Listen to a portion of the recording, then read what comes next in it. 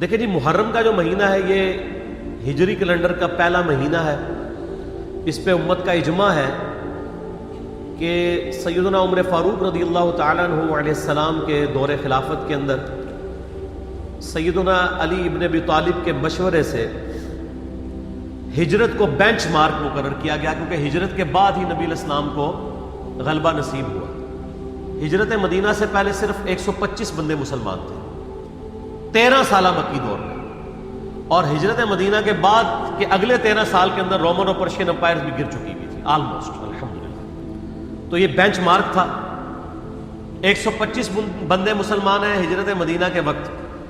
2 ہجری میں غزوہ بدر ہوتی ہے، 3 ہجری میں غزوہ احد ہوتی ہے، 5 ہجری میں غزوہ خندق، 6 ہجری کے اندر صلح حدیبیہ، 7 ہجری میں غزوہ خیبر، 8 ہجری میں فتح مکہ، اور 8 ہجری میں ہی غزوہ حنین مشرکین عرب کے خلاف آخری جنگ ہوتی ہے۔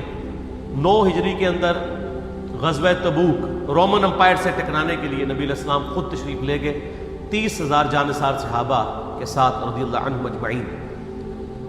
لیکن رومن امپائر کا جو ہیڈ تھا کیسر روم، وہ دہشت کھا کے بھاگ گیا۔ نبی علیہ السلام آلموسٹ وہاں پہ 40 دن تک رہے۔ تمام قبائل سے آپ نے معاہدے کیے کہ یا نیوٹرل رہو گے یا ہمارا ساتھ دو گے۔ اگر کیسر روم اس وقت جنگ کے لیے تیار ہو جاتا تو جنگ یرموک وہیں پہ ہو جاتی، اور پھر نبی علیہ السلام کی 11 ہجری میں وفات ہوگی۔ یہ میں نے ایک ہسٹری کے طور پہ بتایا۔ سیدنا علی کا مشورہ تھا کہ ہجرت کو ہم بینچ مارک مقرر کر کے پیرلل میں جو ہمارا لیونر کیلنڈر ہے چاند کے اعتبار سے، وہ ہجری کیلنڈر سٹارٹ کیا جائے۔ ویسے لیونر کیلنڈر تو اسلام سے پہلے کا ہے، سولر بھی اور لیونر، لیکن پھر یہ اسلام کے ساتھ ہی منسوب ہو گیا۔ عیسوی بھی مسلمانوں کے ہی ہیں اور ہجری بھی مسلمانوں کے ہی ہیں۔ سیدنا عثمان رضی اللہ تعالیٰ عنہ کا مشورہ تھا کہ محرم کو بینچ مارک کیا جائے پہلے مہینے کے اعتبار سے۔ نبی علیہ السلام کے مبارک دور میں، سیدنا ابوبکر کے دور میں یہ ڈیسائیڈ نہیں تھا کہ کس مہینے سے اسلامی کیلنڈر سٹارٹ ہو، تو سیدنا عثمان کا مشورہ تھا کہ محرم سے سٹارٹ ہو۔ اس کی ٹیکنیکل ریزن یہ ہے کہ صحیح مسلم میں حدیث ہے کہ رمضان المبارک کے بعد اللہ تعالیٰ کو سب سے بڑھ کر محبوب روزے اللہ کے مہینے کے روزے ہیں، اور اللہ کا مہینہ ہے محرم، نبی صلی اللہ علیہ وآلہ وسلم نے فرمایا۔ تو چونکہ اللہ تعالیٰ نے اسے خاص اپنے ساتھ اس مہینے کو کیا ہے، رمضان تو امت کا مہینہ ہے، محرم کے مہینے کو اپنے ساتھ خاص کیا ہے، اس لیے سیدنا عثمان کا مشورہ تھا کہ اسے بینچ مارک کیا۔ اس کے علاوہ سورہ توبہ کی آیت نمبر 36 میں آپ پڑھیں گے کہ جب سے اللہ تعالیٰ نے زمین و آسمان کو پیدا فرمایا تو حرمت والے مہینے 4 ہیں، کل مہینوں کی تعداد 12 ہے۔ آپ دیکھیں لیونر ایئرز دیکھیں، اس میں 12 مہینے ہیں، سولر میں بھی 12 ہیں، اور ان میں سے 4 حرمت والے ہیں۔ وہ کون سے 4 ہیں؟ وہ بخاری اور مسلم دونوں میں یوم النحر کا خطبہ ہے نبی علیہ السلام کا، قربانی والے دن کا۔ اس میں آپ علیہ السلام نے فرمایا وہ 3 کنزیکٹیو مہینے ہیں، ذی قعدہ، ذوالحجہ اور محرم، اور چوتھا مہینہ ہے رجب کا۔ یہ 4 حرمت والے مہینے ہیں۔ اسلام سے پہلے بھی ان مہینوں کے اندر جنگ کرنا منع تھی، لڑائی کرنا منع تھا، اور اسلام نے بھی اسے حرام کیا۔ ان کی یہ حرمت ہے۔ تو اسلامی جب کیلنڈر کا آغاز محرم سے ڈیسائیڈ کیا گیا، پھر محرم کی اہمیت اور بڑھ گئی کہ پہلا مہینہ ہی حرمت والا ہے۔ اس کے علاوہ محرم کے مہینے میں ایک دن ایسا تھا، عاشورہ کا دن، جو بخاری مسلم میں آلموسٹ 50 احادیث ہیں کہ جو اسلام سے قبل بھی مشرکین عرب اس دن کا روزہ رکھتے تھے، اسلام نے اسے کنٹینیو کیا ہے۔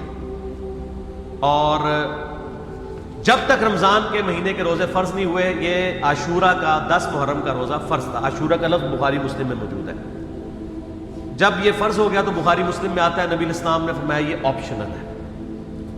اس کے علاوہ ایک اور حدیث بھی ہے بخاری اور مسلم میں، جب نبی علیہ السلام ہجرت کر کے مدینہ شریف آئے اور آپ کو یہ پتہ چلا کہ یہودی جو ہیں وہ 10 محرم کا روزہ رکھتے ہیں، تو آپ علیہ السلام نے ان سے پوچھا کیوں رکھتے ہو؟ تو انہوں نے کہا کہ ہم اسے عید کے طور پہ مناتے ہیں۔ ایک طریق میں آتا ہے عید کے الفاظ، ایک میں آتا ہے ہم خوشی کا دن مناتے ہیں، ایک میں الفاظ ہے ایام اللہ میں سے۔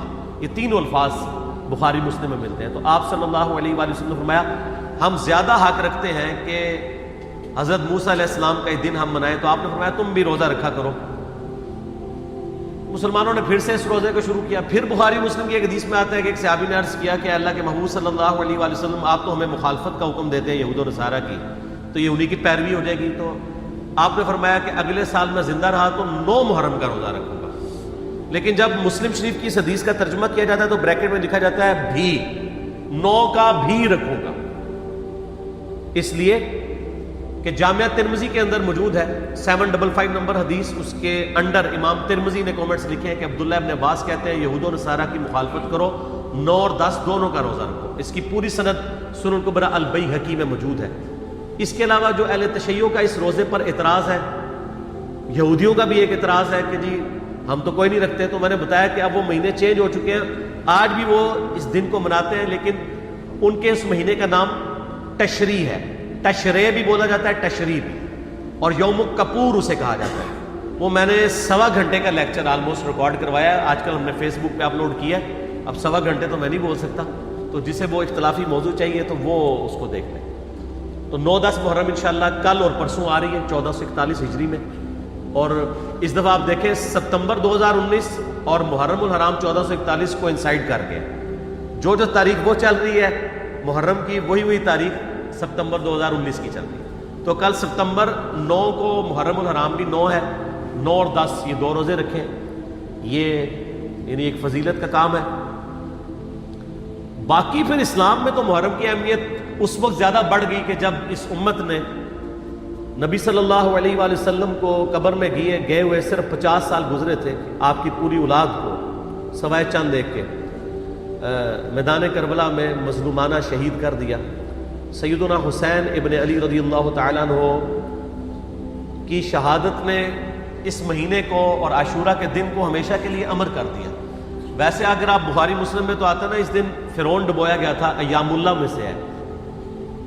اس کے علاوہ اگر آپ تاریخ کی کتابیں پڑھیں گے تو آپ کو پتہ چلے گا کہ اللہ تعالیٰ کے فیصلے کے بڑے بڑے دن جو ہیں وہ 10 محرم کو ہی آئے ہیں. 10 محرم کے دن ہی یونس علیہ السلام کو مچھلی کے پیٹ سے نجات ملی تھی. اب اس پہ حدیثیں سپورٹنگ نہیں لیکن تاریخ میں یہ روایتیں ملتی ہیں. 10 محرم کے دن ہی اللہ تعالیٰ نے سیدنا آدم علیہ السلام اور سیدہ حوا کی ملاقات کروا دی تھی. اس کے علاوہ کئی اور واقعات آپ کو ملتے ہیں, اس ڈیٹیل میں جانے کے لیے ضرورت نہیں ہے. اس قسم کی آپ نے اگر میٹھی میٹھی باتیں سننی ہو تو طارق جمیل حافظہ اللہ تعالیٰ کے آج کل کافی کلپ چڑھے ہیں, وہ آپ دیکھ لیں.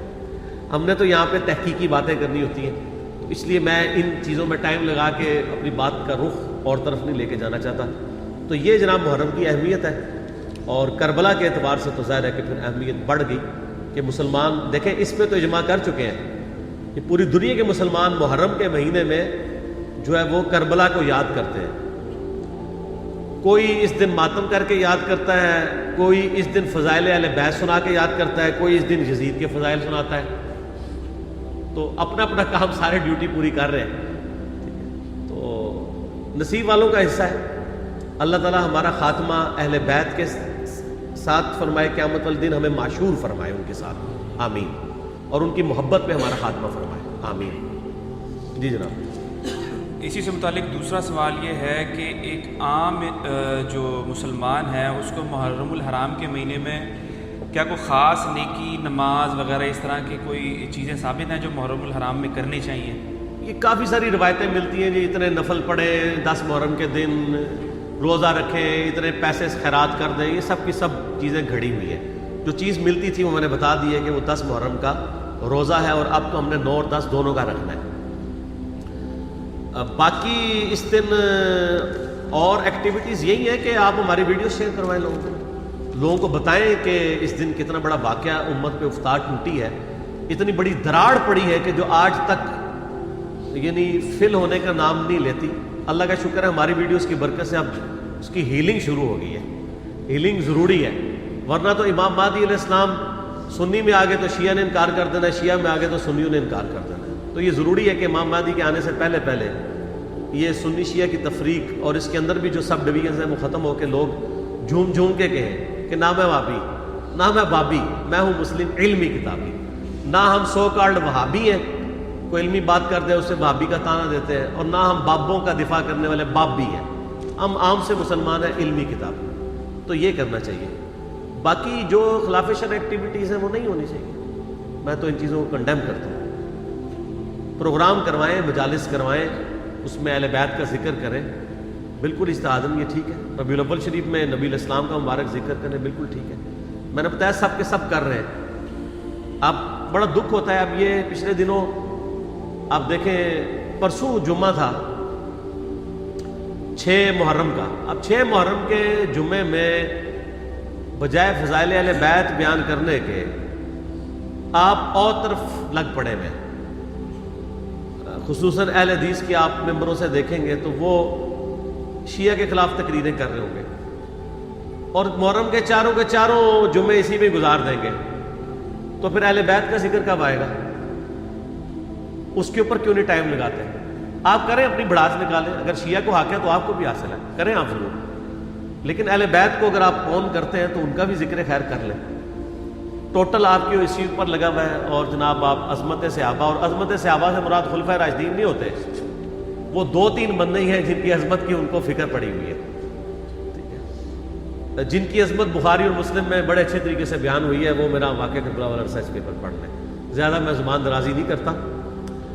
میرا یوٹیوب پہ ایک کلپ ہے, لاکھوں لوگوں نے دیکھا ہے, رپلائی ٹو مولانا الیاس قادری اون حضرت معاویہ رضی اللہ تعالیٰ عنہ.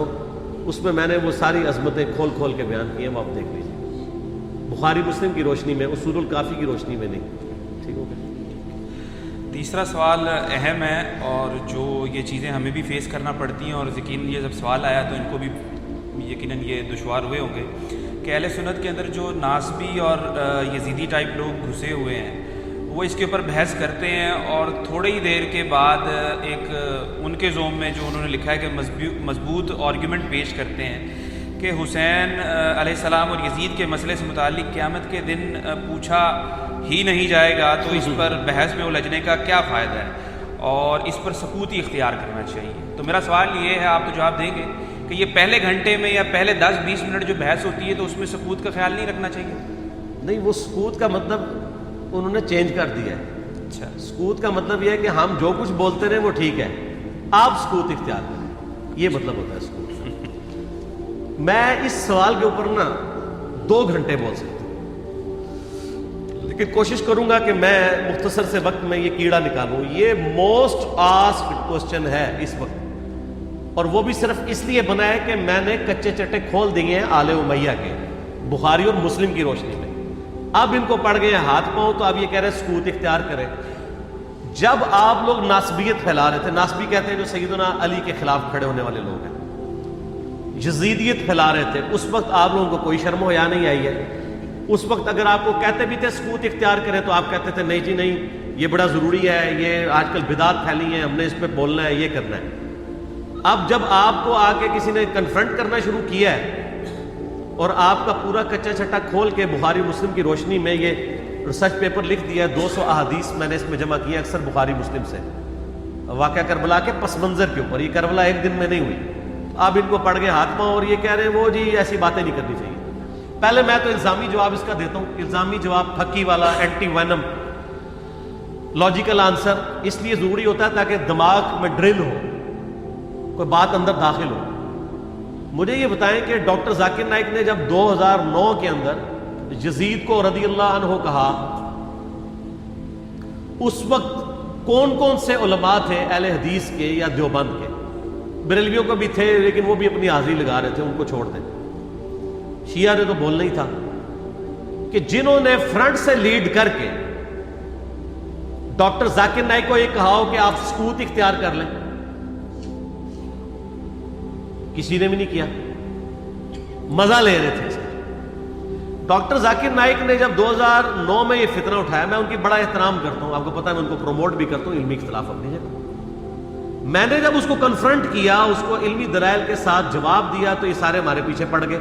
یعنی آپ ہمارے سروں پہ جوتیاں بھی مارتے ہیں اور ہمارے رونے پہ بھی بندی لگاتے ہیں. اس کو کوئی نہیں کچھ کہہ رہا. جب ہم نے جواب دیا تو سارے ہمیں کہنے لگے جی آپ سکوت اختیار کر لیں. ڈاکٹر ذاکر نائک کو کسی نے کہا سکوت اختیار کریں. اب آج کے بعد نہ کوئی ریکارڈ کرا دے, پچھلے 10 سالوں میں کوئی ویڈیو دکھائیں. 10 سالوں میں نہیں دکھائیں, شروع کے 2-3 سالوں میں, 2009, 10, 11, 12 میں ڈاکٹر ذاکر نائک کا نام لے کے کسی نے کہا سکوت اختیار کریں. وہ تو سکوت کا مطلب یہ کہتے ہیں کہ آل امیہ کو آپ ننگا نہ کریں، اہل بیت کی آپ جتنی مرضی گستاخیاں کر لیں، ان کے دشمنوں کو جتنا مرضی بڑھا چڑھا کے بیان کریں، اس پہ یہ راضی رہتے ہیں۔ تو ان کو تو سکوت نہیں کرواتے، ان کو تو حافظہ اللہ کہتے ہیں، ان کو تو دامن برکات مالیہ کہتے ہیں، اور جو جواب دے رہا ہے احادیث کی روشنی میں اس کو کہتے ہیں آپ سکوت اختیار کریں۔ تو بخاری مسلم کو ہم پھر بند کر دیں؟ میں نے تو اپنی کو بات ہی نہیں کی ہے، میں تو صحیح الاسناد حدیث سے بیان کرتا ہوں۔ اور دوسرا صرف اس معاملے میں کیوں سکوت اختیار کریں؟ وہ کہتے ہیں نہیں اس لیے دیکھیں جی کربلا ہو چکی، کام ختم ہو گیا، اثرات تو آج تک ہے، وہ تو پھر غزوہ بدر بھی ہو چکی بھی ہے، تو رمضان شریف میں آپ غزوہ بدر کے اوپر کیوں جمعے پڑھاتے ہیں؟ ختم کریں، غزوہ احد پہ ختم کریں، میلاد کے بھی سب کچھ پروگرام ختم کریں۔ نبی علیہ السلام پیدا ہوئے تھے، فوت ہو چکے، جنتوں میں زندہ ہیں، لیکن اب دنیا میں تو نہیں ہے۔ ان چیزوں کو یاد کیوں رکھا جاتا ہے؟ زندہ قومیں اپنے ماضی کے واقعات کو یاد رکھتی ہیں۔ پھر پورے کا پورا قرآن انسانی تاریخ کے کتنے بڑے بڑے واقعات بتاتا ہے جو ختم ہو چکے ہیں۔ برادران یوسف فوت ہو چکے ہیں، لیکن آج تک قرآن میں عبرت کے لیے انہوں نے جو کچھ اپنے بھائی کے ساتھ کیا، اور برادران یوسف وہ صحابی ہیں جن کا باپ بھی پیغمبر ہے، بھائی بھی پیغمبر ہے، ڈبل صحابی ہے، لیکن آج بھی ان کی مثال دی جاتی ہے۔ تو کوئی اسے کوئی یہ نہیں سمجھتا کہ ایک گستاخی ہو گئی ہے۔ پھر الٹیمیٹلی آ کے تو وہ سورہ بقرہ کی آیات پیش کرتے ہیں، تلک امۃ قد خلت لہا ما کسبت ولکم ما کسبتم۔ اور ظالموں اس آیت کا ترجمہ ہی تم لوگوں نے بدل دیا۔ یہ تو کانٹیکسٹ سٹارٹ ہو رہا ہے کہ یہودی کہتے تھے ہم ابراہیمی ہیں، ہمیں ابراہیم کی نسبت کام آ جائے گی، تو اللہ نے فرمایا تلک امۃ قد خلت، وہ بڑی نیک امت تھی، وہ تو جا چکی ہے، لہا ما کسبت ولکم ما کسبتم، ان کے لیے ان کے نیک اعمال ہیں اور تمہارے لیے تمہارے نیک اعمال ہیں۔ لہا ما کسبت ہے، علیہا کے ساتھ نہیں ہے۔ علیہا ہو تو ان کی گناہ کا وبال ان پہ، تمہارے گناہ کا وبال تم پہ۔ ان نیکیوں کے لیے بات ہو رہی ہے کہ کسی پرانے بزرگوں کی نیکیاں تمہارے کام نہیں آئیں گی۔ یہ نہیں بات ہو رہی کہ پرانے بزرگ اپنی برائیاں ساتھ لے گئے اور تم بھی اپنی برائیاں ان کو چھوڑو، ان کو ڈسکس ہی نہ کرو۔ یہ قرآن بات کیسے کر سکتا ہے؟ قرآن تو خود پرانوں کی غلطیوں کو ڈسکس کرتا ہے عبرت کے لیے۔ تو ترجمہ ہی بدل دیا۔ یہ یہودیوں کو ٹانٹ کیا گیا تھا کہ تم ابراہیمی ہونے کا دعویٰ کرتے ہو اور کہتے ہو ابراہیم کی نسبت ہمیں کام آئے گی، ان کے نیک مال تو وہ ان کے نیک مال ان کے لیے تھے۔ ہم ویسے کر رہے ہی ہیں، یا اللہ جو کچھ بھی ہے تیرے محبوب کی امت سے ہے، اس کے لیے اس کو کنڈیم کرنے کے لیے تھا۔ انہوں نے پکڑ کے اس کا ترجمہ ہی بدل کے اور ہی مطلب اس میں سے نکال دیا۔ تو پھر اللہ تعالیٰ کی طرف سے بھی بندے چھوڑ دیے جاتے ہیں نا ایسے لوگوں پہ، پھر جو جھوم جھوم کے کہتے ہیں کہ نہ میں وابی نہ میں بابی، میں ہوں مسلم علمی کتابی، آؤ علمی کتابی بات کرو۔ تو ان سے یہ پوچھیں کہ یہ جو آپ دفاع صحابہ کانفرنسز کرتے ہیں، تو قیامت والے دن آپ سے پوچھا جائے گا کہ آپ نے صحابہ کرام کے دفاع کے اوپر کانفرنسیں کرنی ہے کہ نہیں؟ کیوں نہیں؟ ہے کسی حدیث میں، آیت میں؟ تو کیوں کر رہے ہیں؟ تو وہ کہیں گے ہاں پوچھا جائے گا، تو ہم بھی کہتے ہیں ہاں پوچھا جائے گا، بالکل پوچھا جائے گا۔ سورہ تکاثر میں آتا ہے نا ثم لتسألن یومئذ عن النعیم، پھر اس قیامت کے دن تم سے ہر نعمت کے بارے میں پرسش ہوگی۔ کیٹاگوریکل ہے، جس کو اللہ نے علم دیا نا یہ اس کے پاس نعمت ہے، اس کے بارے میں پوچھا جائے گا علم آگے تک پہنچایا کہ نہیں، اور نہیں پہنچایا ہوگا تو لعنتی ہوگا وہ۔ یہ آیت ہے سورہ بقرہ کی، میں نے ریسرچ پیپر کے اوپر لکھی سٹارٹ میں 159 اور 160، ان الذین یکتمون ما انزلنا من البینات والہدی، بے شک وہ لوگ جو چھپا لیتے ہیں ان روشن اور ہدایت کی چیزوں میں سے جن کو ہم نے لوگوں کی ہدایت کے لیے اپنی کتاب میں بیان کیا، ایسے لوگوں پر اللہ کی لعنت ہے اور تمام لعنت کرنے والوں کی لعنت ہے۔ الا الذین تابوا واصلحوا، سوائے ان لوگوں کے جو توبہ کر لیں، اپنی اصلاح کر لیں، وبینوا، اور اصلاح پہ اکتفا نہیں بلکہ وہ لوگوں کو بتا بھی دیں جو کچھ چھپایا تھا، فَأُولَٰئِكَ أَتُوبُ عَلَيْهِمْ وَأَنَا التَّوَّابُ الرَّحِيمُ، تو ایسوں کی توبہ اللہ قبول کرے گا اور اللہ تعالیٰ بخشنے والا مہربان ہے۔ اس کو سپورٹیو ایک حدیث میں نے لکھی ہے، ترمذی میں، سنن ابی داؤد میں، سنن ابن ماجہ میں ہے کہ نبی علیہ السلام نے فرمایا جس شخص سے علم کی بات پوچھی گئی اور وہ اسے معلوم تھی اور اس کے باوجود اس نے چھپا لی، تو ایسے لوگوں قیامت والے دن آگ کی لگام دی جائے گی۔ تو یہ بڑا کریٹیکل ایشو ہے۔ علم اللہ کی نعمت ہے آپ کے پاس، اس کی قدر کے لوگوں کو صحیح بات بتائیں تو پوچھا جائے گا۔ سورہ الاحزاب کی آیت نمبر 57 کیا ہے؟ آیت درود سے اگلی، ان الذین یؤذون اللہ ورسولہ لعنہم اللہ فی الدنیا والآخرہ واعد لهم عذابا مہینا، بے شک جو لوگ اللہ اور اس کے رسول کو تکلیف دیتے ہیں ان کی زندگی میں بھی اور زندگی کے بعد، موت کے بعد بھی ان پر اللہ کی لعنت ہے، اور اللہ تعالیٰ نے ان کے لیے ذلیل و خوار کر دینے والا عذاب تیار کر رکھا ہے۔ قل اعوذ باللہ تعالی اللہم اجرنا من النار۔ تو جو اللہ اور اس کے رسول کو اذیت دے رہے ان سے پوچھا نہیں جائے گا؟ تو یہ ایک ڈھکوسلا انہوں نے کیا ہوا ہے اپنی کمزوریوں پہ پردہ ڈالنے کے لیے۔ خود جو کچھ مناظرے کر رہے ہوتے ہیں اس کے بارے میں کیا پوچھا جائے گا؟ جو یہ کام کر رہے ہوتے ہیں وہ کہیں گے پوچھا جاتا ہے، تو اس کے بارے میں کیوں نہیں پوچھا جائے گا؟ اور جی کوئی بنیادی مسئلہ ہے۔ فضائل صحابہ احمد بن حنبل کی کتاب میں 2 روایتیں ہیں صحیح سند کے ساتھ۔ ایک روایت میں ہے کہ سیدنا علی بن ابی طالب کہتے ہیں، یہ حدیث موقوف ہے اور ظاہر غیبی خبر ہے، نبی اسلام کے بتانے پر موقوف ہے، کہ میری وجہ سے 2 فرقے گمراہ ہوں گے، ایک میری محبت میں غلوف کر کے، ایک میری دشمنی میں غلوف کر کے۔ اور دوسری روایت میں ہے فضائل صحابہ احمد بن حنبل کی کتاب میں کہ میری وجہ سے 2 فرقے دوزخ میں جائیں گے، ایک میری محبت میں غلوف کر کے، ایک میری دشمنی میں۔ تو جب آپ کی جنت اور دوزخ کا فیصلہ اس کے اوپر ہو رہا ہے تو پوچھا کیوں نہیں جائے گا؟ اچھا اپنا کام یہ پورا کر رہے ہیں کہ جو سیدنا علی کی شان میں غلوف کر رہے ہیں ان کو یہ خوب سمجھا رہے ہیں کہ جی آپ اپنے آپ کو صحیح طریقے سے صحیح بندہ پتر بنا لو ورنہ پوچھا جائے گا۔ تو جو سیدنا علی کے مخالفین ہیں ان کو سمجھانے کی ذمہ داری کس کی ہے؟ ان کو کون سمجھائے گا؟ وہ ساری اس پلیٹ فارم سے سمجھایا جا رہا ہے، دونوں کو سمجھایا جا رہا ہے اللہ کے فضل سے۔ تو جنت اور دوزخ کا تو فیصلہ ہونا ہے۔ پھر جو صحیح مسلم کی حدیث ہے 240 انٹرنیشنل نمبر کے مطابق، علی سے محبت نہیں رکھے گا مگر مؤمن، علی سے بغض نہیں رکھے گا مگر منافق۔ تو آپ کے ایمان کا لٹمس ٹیسٹ ہی جو ہے وہ محبت علی ہے، تو جنت اور دوزخ کا فیصلہ اس کے اوپر نہیں ہونا۔ پھر غدیر خم کی حدیث جو صحیح مسلم میں 6225 سے 6228 تک ہے، آپ علیہ السلام کا آخری خطبوں میں سے ایک خطبہ ہے وفات سے 2.5 مہینے پہلے، خم نامی گاؤں میں۔ اس میں کیا الفاظ ہیں؟ اے لوگو آگاہ ہو جاؤ، میں بھی ایک انسان ہوں، قریب ہے کہ اللہ کا قاصد یعنی موت کا فرشتہ میرے پاس آئے اور میں اس کی دعوت قبول کر لوں۔ میں اپنے بعد تم میں 2 بھاری چیزیں چھوڑ کے جا رہا ہوں، ان میں سے پہلی چیز اللہ کی کتاب ہے، اس میں ہدایت ہے، اس میں نور ہے، تم اللہ کی کتاب کو پکڑو، اپنا تعلق اس کے ساتھ مضبوط کرو۔ اللہ کی کتاب اللہ کی رسی ہے، جو اسے پکڑے گا ہدایت پہ ہوگا، جو چھوڑ دے گا گمراہ ہو جائے گا۔ اور دوسری بھاری چیز میرے اہل بیت ہے۔ پھر 3 دفعہ آپ علیہ السلام نے فرمایا میں اپنے اہل بیت کے معاملے میں تمہیں اللہ کا خوف دلاتا ہوں، میں اپنے اہل بیت کے معاملے میں تمہیں اللہ کا خوف دلاتا ہوں، میں اپنے اہل بیت کے معاملے میں تمہیں اللہ کا خوف دلاتا ہوں۔ جب نبی علیہ السلام آپ کو ڈرا رہے ہیں، وہاں تو کسی نے کہا یا رسول اللہ اہل بیت کے بارے میں پوچھا جائے گا؟ پھر المستدرک الحاکم میں صحیح سند کے ساتھ حدیث ہے انٹرنیشنل نمبر کے مطابق 4712 کہ نبی علیہ السلام نے فرمایا اگر کوئی شخص پوری زندگی حجر اسود اور مقام ابراہیم کے درمیان نمازیں پڑھتا رہے اور روزے رکھتا رہے اور قیامت والے دن اللہ سے اس حال میں ملاقات کرے کہ ہم اہل بیت کا بغض اس کے دل میں ہوا، تو اللہ اسے ضرور دوزخ میں داخل کرے گا۔ اگر اہل بیت کا بغض نمازوں کے باوجود، اور عام نمازیں نہیں، حجر اسود اور مقام ابراہیم کے درمیان اور روزے رکھنے کے باوجود آپ کو دوزخ میں لے جا سکتا ہے، تو کیوں نہیں پوچھا جائے گا؟ ایک کہانیاں بند کرو۔ اصل میں ان بیچاروں کا بھی قصور نہیں، ان کے بڑے بزرگ بھی ان کو کہانیاں کراتے رہے، انہوں نے وہی کہانیاں سن کے تو آگے بیان کی۔ ان کو کیا پتا تھا کہ آگے تو مسئلہ کھڑا ہو جائے گا، آگے تو ہر جگہ ہی آواز آ رہی ہے کہ نہ میں بابی، نہ میں بابی، میں ہوں مسلم علمی کتابی۔ ان کے تو گاٹے فٹ ہوگی یہ چیز۔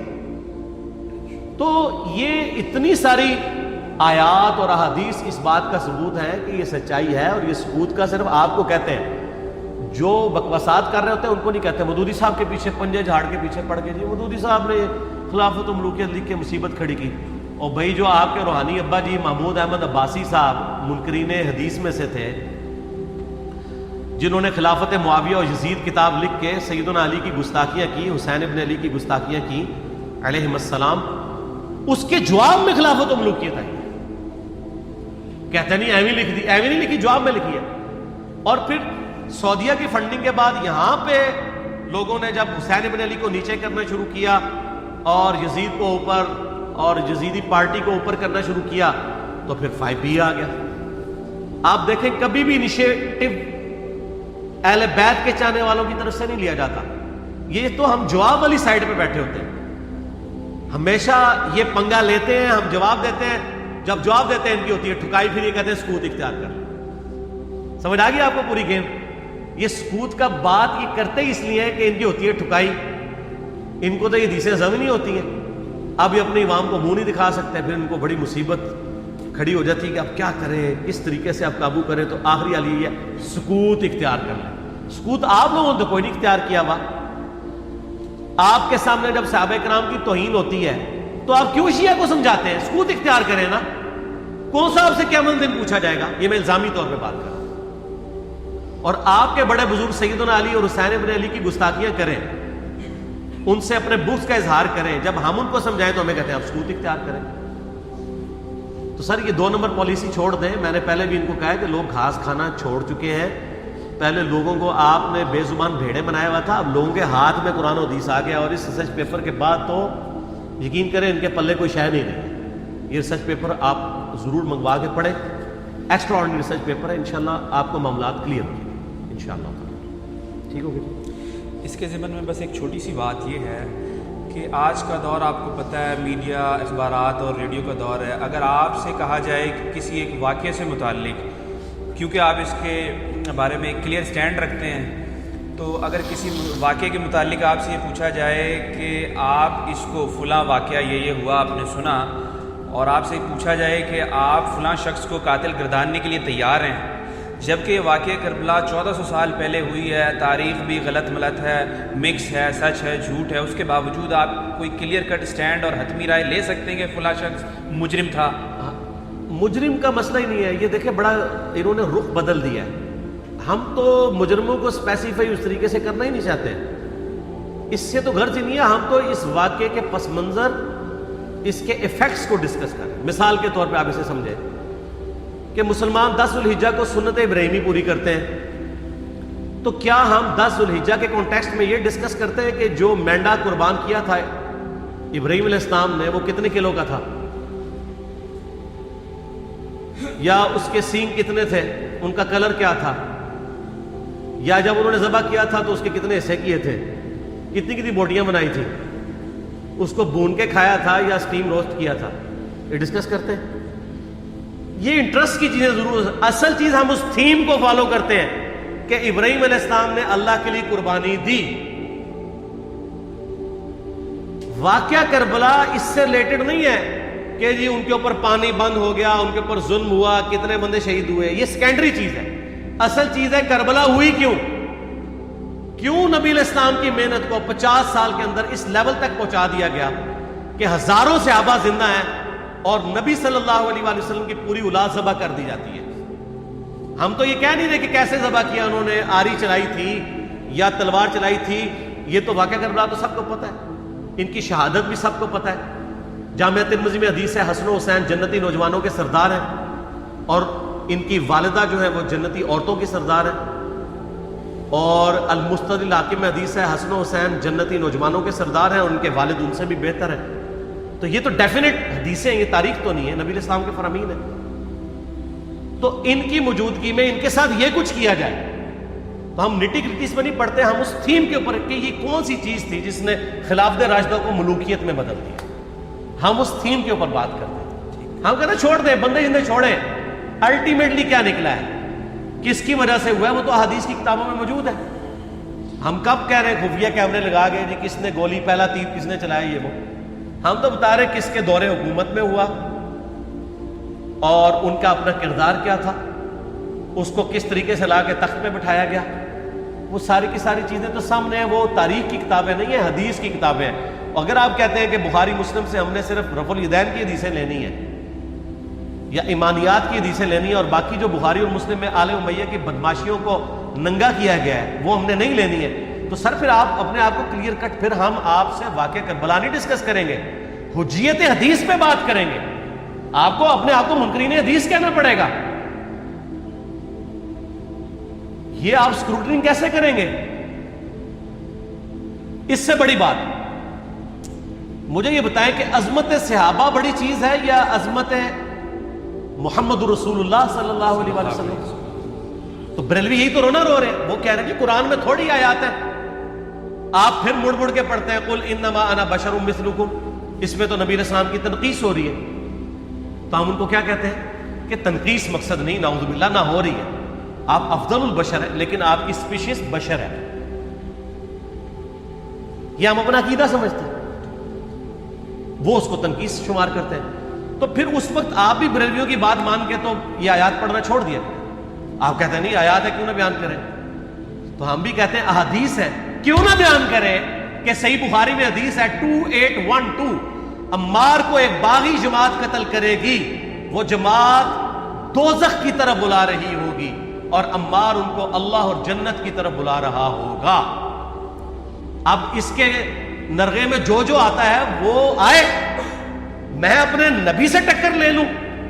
آپ لوگوں کے منہ کا خیال رکھتے ہوئے کہ میں نبی علیہ السلام کو کہوں کہ آپ نے کیوں ایسی بات کر دی کہ مولا علی کے مخالفین کو آپ نے دوزخ کی طرف بلانے والی جماعت کہہ دیا. تو لیں آپ ٹکر، جائیں سیدھا دوزخ میں، اور تھوڑی جرت کریں آپ یہ کہا کریں کہ اے اللہ، اپنے لیے کہا کریں کہ اللہ تعالیٰ آپ کا حشر یزید اور یزید کے آباء و اجداد کے ساتھ کرے اور اس کی اولاد کے ساتھ. ہم کہتے ہیں کہ اللہ تعالیٰ ہمارا حشر جو ہے وہ مولا حسن حسین، مولا علی علیہ السلام اجمعین اور اہل بیت کے ساتھ کرے، آمین. اور آپ میں تو اتنی جرت نہیں آپ یہ بات بھی کر سکیں، کیونکہ ان کو پتہ ہے. تو نبی علیہ السلام کی احادیث کو بیان کرنے کو یہ سمجھتے ہیں کہ جی اس سے مصیبت کھڑی ہو جائے گی، تو اپنے آپ کو منکرین حدیث ڈکلیئر کریں. پھر حجیت حدیث کا مقدمہ ڈسکس ہوگا، پھر کربلا نہیں ڈسکس ہوگی. اور یہ ٹی وی پہ بھی آ کے مولوی بیٹھے ہوتے ہیں، سنیوں کے بھی شیعوں کے بھی، مڑ مڑ کے جی وہ یزید نے یہ کر دیا. وہ یزید نے کیا کیا ہے یار؟ وہ تو سسٹم کا نمائندہ بن کے آیا جو پیچھے سے خراب تھا. یزید کو لے کے بیٹھے ہیں، یزید یزید یزید یزید، بھائی پیچھے سے معاملہ خراب ہوا. اگر نہیں یقین آتا تو یہ بخاری مسلم کی میں نے آلموسٹ 200 سے زیادہ احادیث مین اسٹریم کی کتابوں سے اکثر بخاری مسلم جمع کیے، پڑھے. اور سر میں نے تو ان کو چیلنج دیا ہے، یہ حدیثیں پڑھ کے نا اپنے ممبروں سے صرف ان حدیثوں کی تشریح اپنی پبلک کے سامنے کر دیں. نہیں کر سکتے تو وہ لعنت کے مستحق تو ہو رہے ہیں حق چھپا کے، اور قیام الدین کے منہ پہ لگام ڈالیے. اور پھر مڑ مڑ کے کہتے ہیں نہیں جی وہ کچھ چیزیں خاص ہوتی ہیں وہ عوام الناس کے سامنے نہیں کرنی چاہیے. وہ صحابہ کرام بھی بعض اوقات ایسی باتیں پبلکلی نہیں کرتے تھے. میں نے اس کے اوپر بڑا ایک میرا کلپ ہے یوٹیوب پہ، مولا علی سے متعلق 5 جھوٹ، تو میں نے کافی ساری چیزیں اس میں ڈسکس کی ہیں. لیکن میں یہ کہتا ہوں کہ اللہ کے بندو، جو چیزیں نبی علیہ السلام نے منع کی ہیں بیان کرنے سے وہ تو ہم ڈسکس کر بھی نہیں رہے. میں نے آج تک آپ کو منافقین کے نام بتائے؟ آپ نے حذیفہ ابن یمان کو بتائے تھے نا آپ صلی اللہ علیہ وسلم نے، صحیح بخاری میں آتا ہے. تو میں نے آپ کو بتائے، آپ رازدار رسول تھے، ختم ہوگی بات. میں نے کبھی ڈسکس کی ہے؟ اگرچہ میں نے صحیح مسلم کی حدیث 7035 نمبر ڈسکس کی ہے کہ نبی علیہ السلام نے فرمایا میرے صحابہ میں 12 منافق ہیں، وہ کبھی بھی جنت میں داخل نہیں ہوں گے یہاں تک کہ سوئی کی ناکے سے اونٹ نہ گزر جائے. اور ان میں سے 8 ایسے ہیں جس کی کمر پہ دوبیلا پھوڑا نکلے گا. میں نے آج تک آپ کو بتایا کہ کس کس کی کمر پہ دوبیلا پھوڑا نکلا اور اس کی موت اسی پھوڑے میں ہوئی ہے؟ بتایا؟ تو میں تو وہ چیزیں ڈسکس بھی نہیں کر رہا، میں وہ چیزیں ڈسکس کر رہا ہوں جو نبی علیہ السلام نے علامات النبوہ میں بتائی ہیں. یہ امام بخاری حدیث نبوت کی دلیل کے چیپٹر میں لے کے آئے ہیں، اور امام بہقی نے 3500 احادیث پر مشتمل ایک کتاب لکھی ہے دلائل النبوہ، کہ ہم نبی صلی اللہ علیہ وسلم کو نبی کیوں مانتے ہیں اس کے اوپر. اور اس میں یہ ساری حدیثیں عمار بن یاسر کے قتل والی لے کے آئے ہیں بتانے کے لیے کہ دیکھیں ہمارے نبی علیہ السلام کی نبوت کی دلیل ہے کہ آپ نے اپنی وفات کے آلموسٹ 30 سال کے بعد ہونے والے واقعے کو پہلے ہی بتا دیا. یہ حدیثیں چھپانے والی نہیں، بیان کرنے والی ہیں، علامات النبوہ کی حدیثیں. آپ کہتے ہیں چھپائیں، اگر کوئی حدیث دنیا میں نہیں چھپائی جا سکتی نا تو علامات النبوہ والی حدیث ہے، کیونکہ وہ تو نبی صلی اللہ علیہ وسلم کی نبوت کو جسٹیفائی کرتی ہے. ورنہ میرا ایک معصومانہ سوال ہے کہ نبی صلی اللہ علیہ وسلم نے یہ باتیں کر کے ان کے زوم میں نعوذ باللہ امت کو مصیبت میں ڈال دیا. آپ نے خود ہی فرمایا کہ یہ ہوگا. کیوں فرمایا آپ نے؟ میں تو بیان کر کے مجرم ہوں. تو جس نے مجھے خبر دی ہے ان کے بارے میں آپ کا کیا خیال ہے؟